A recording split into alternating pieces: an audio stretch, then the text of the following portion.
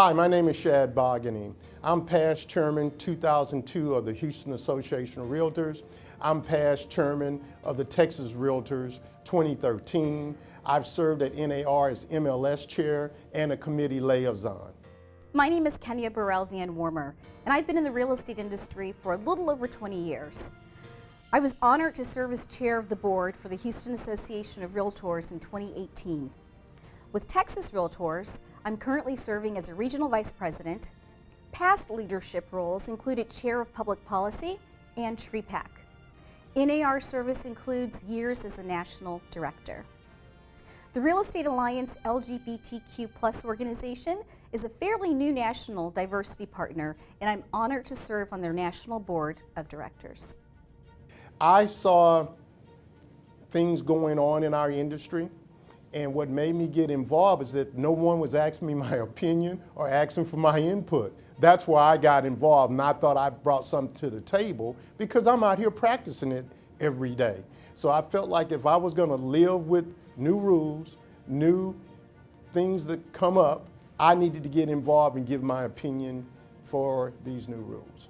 How I got involved and engaged with giving back to the association was as simple as being asked to by leadership, and then rising to the occasion. Giving back is something that has been instilled in me from an early age with my family. Whether giving back to our community, engaging in politics, or local schools, you seem to get more back when you give, and that has been no different with giving back to our industry. If you want change, be a part of that change. My mentors in the real estate industry have been Frankie Jefferson and Charles McMillan. I wouldn't have never become chairman of HAR if it hadn't been for Frankie Jefferson. I wouldn't have never become chairman of the Texas Realtors if it hadn't been for Charles McMillan. I will tell you, you need a mentor. You need somebody to guide you through this process.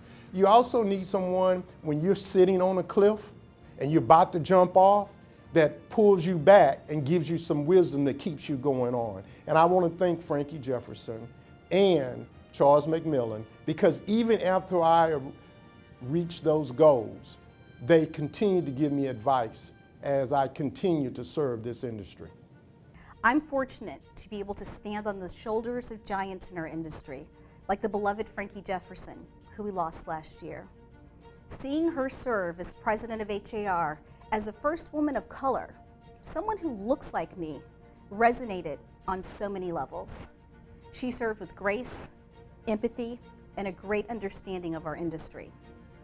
Charles McMillan served Texas well and the National Association of Realtors at the highest level as president of NAR. Seeing leaders who look like you inspire you to know that that path is possible. Having relationships with supportive allies have enriched my life greatly.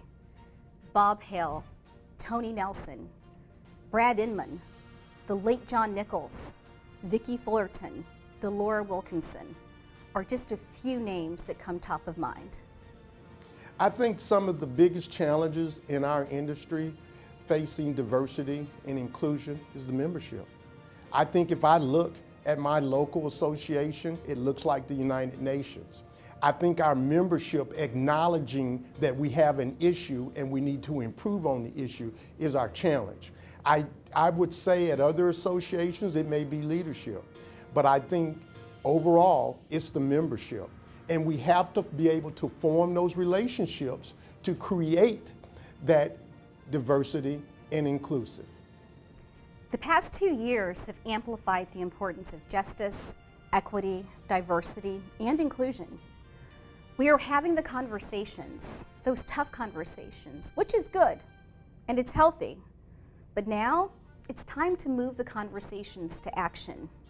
You know, when I was at Texas Realtors, I looked up at the diocese. There were about 8 to 10 people of color sitting on that diocese. I can remember I was the only one sitting on that diocese of color.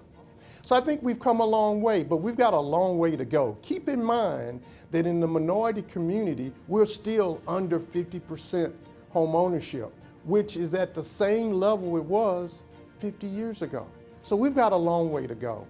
But I think if our membership come in and and wrap their hands around diversity and inclusion, we will continue to move the ball down the field. I feel confident that our industry will continue to make progress in the inclusion and equity space, including the varied dimensions of diversity. This next generation of industry leaders are speaking truth to power and holding everyone accountable to do what's right at all levels. I do believe that together we will have a lasting impact on change, leaving our industry better than we found it.